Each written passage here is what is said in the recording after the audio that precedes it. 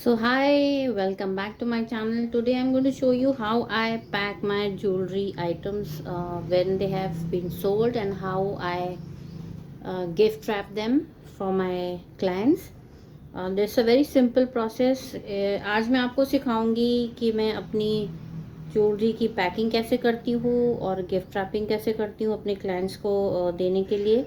ज़रूरी नहीं कि मैं उनको गिफ्ट रैपिंग जो है उनके बोलने से देती हूँ। ये मैं जनरली अपनी ज्वेलरी की पैकिंग इस तरीके से ही करती हूँ जैसे मैं आज आपको बताने जाती हूँ। तो इसके लिए ये मेरी ज्वेलरी है जो मुझे पैक करनी है। ये मेरे बॉक्सेस हैं जो मैं यूज़ करूँगी, एमडीएफ के हैं। इसमें मैंने अपना लोगो वगैरह ब्रांडिंग करी हुई है।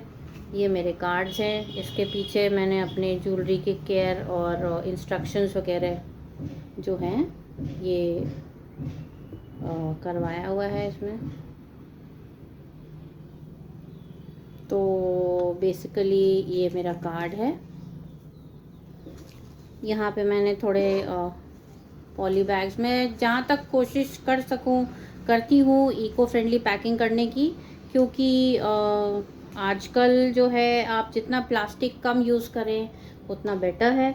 तो मैं भी कोशिश करती हूँ कि मैं बहुत ही इको फ्रेंडली पैकिंग यूज़ करूँ और प्लास्टिक और नॉन डिग्रेडेबल मटेरियल्स जितना कम यूज़ कर सकूँ उतना करूँ। तो मैं इसमें जो रिबन है, रिबन की जगह मैं जूट स्ट्रिंग यूज़ करती हूँ, क्योंकि ये बायोडिग्रेडेबल है, ये नेचुरल है और ये बॉक्सेस भी एमडीएफ के हैं। यहाँ पे मैंने कुछ सिल्क पाउचेस भी रखे हुए हैं। ये मैं फैब्रिक से बनवाती हूँ और इसमें कॉर्ड डलवा के ये कस्टमाइज़ करवाती हूँ। हर टाइप की ज्वेलरी के लिए अलग टाइप के पाउचेस हैं। फॉर एग्जांपल अगर नॉर्मल ज्वेलरी है तो मैं ये सिल्क नहीं यूज़ करती हूँ, तब मैं कॉटन पाउचेस यूज़ करती हूँ। अगर पैकिंग जो है वो 500 तक की ज्वेलरी की है तो मैं सिर्फ पाउच पैकिंग करती हूँ। और अगर पैकिंग जो है ब्राइडल वर्क ज्वेलरी है और थोड़ी पार्टी वेयर है तो मैं बेसिकली सिल्क पाउचेस का यूज़ करती हूँ। और कुछ मेरे पास और भी प्रिंटेड पाउचेस हैं जो कि मैं मिड रेंज की ज्वेलरी के लिए यूज़ करती हूँ। तो चलिए ये देखिए बेसिकली मैं किस तरह से अपनी ज्वेलरी की पैकिंग करती हूँ। तो सबसे पहले मैंने अपने ये इयररिंग्स उठाए हैं। अच्छा, इन इयररिंग्स को डालने के पहले मैं इनको पहले क्लॉथ से क्लीन करती हूँ और फिर इनको मैं ये इसका ज़िप निकाल के और opposite side of the zip जिससे कि ये दिखता रहे, इसको उल्टा करके मैं इनकी प्लेसमेंट करती हूँ। ऐसे ही मैं डंप नहीं करती हूँ, मैं इयररिंग्स की प्लेसमेंट ढंग से करती हूँ जिससे कि जब पैकेज खुले तो क्लाइंट को देख के मज़ा आए कि उसकी ज्वेलरी दिख रही है, अच्छे से विजिबल है।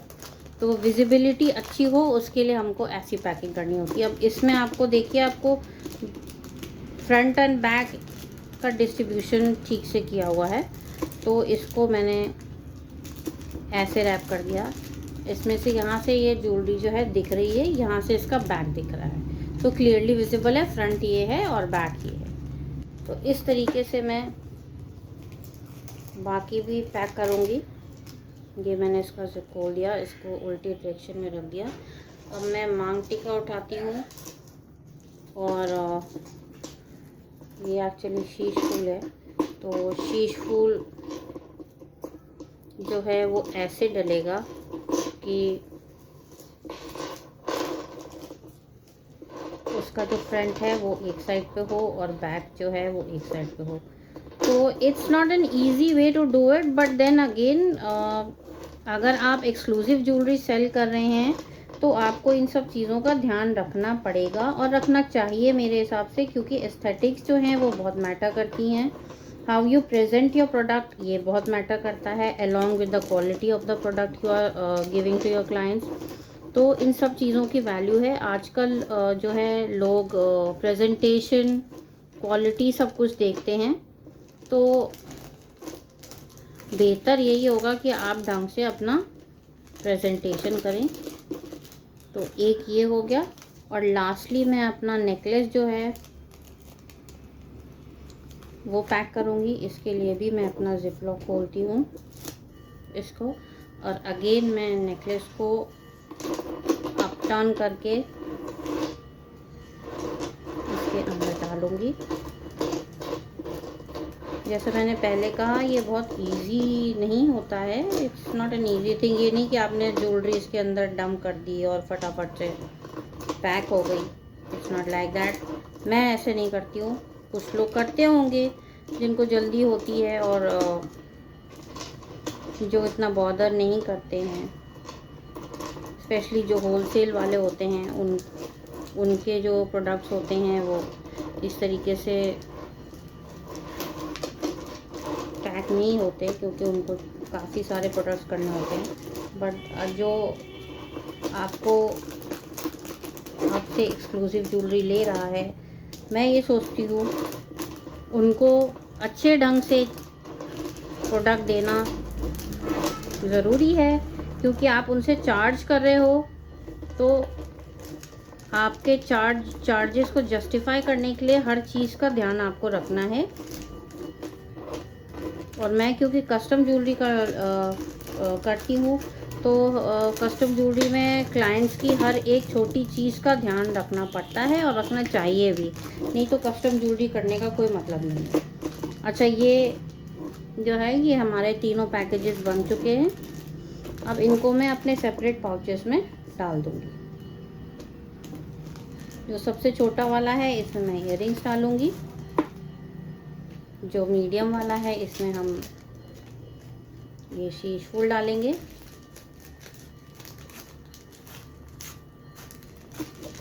और जो ये सबसे बड़ा वाला है, ये सबसे बड़े पाउच में हम नेकलेस डालेंगे। तो ये हमारा जो था ये सेट बन के तैयार हो गया है। अब actually I don't want to crowd this in one box, because मेरा बॉक्स एवरेज साइज़ का है। मैंने एवरेज साइज़ के बॉक्सेस बनवाए थे अपने लिए, 2 साइजेस के नहीं बनवाए थे। इसलिए ब्राइडल ज्वेलरी के लिए मैं 2 बॉक्सेस यूज़ करती हूँ। तो एक में तो मैं सिर्फ नेकलेस डालूँगी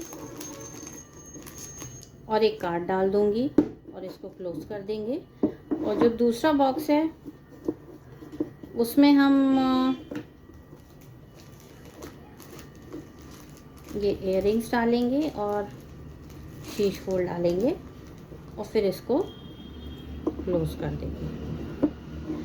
अच्छा, यहाँ पे जो फाइनल टचेस हैं वो देने के लिए मैं अलग अलग चीज़ों का इस्तेमाल करती हूँ, या रिबन्स या फिर जूट की कॉर्ड। तो आज जो मैंने आपको दिखाया है वो जूट की कॉर्ड है।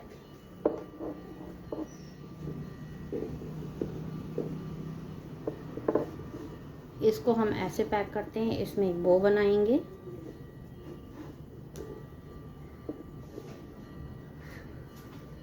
और फिर इसको कैंची से हम काट देंगे। ये हमारी गिफ्ट पैकिंग तैयार है। एक तो ये सिंपल होती है जो कि कोरियर में जाती है, और एक जो हैंड गिफ्टिंग होती है बाय हैंड, वो ऐसे होती है। तो मेरी गिफ्ट पैकिंग तैयार है। इस तरीके से मैं अपने पैकेजेस बनाती हूँ।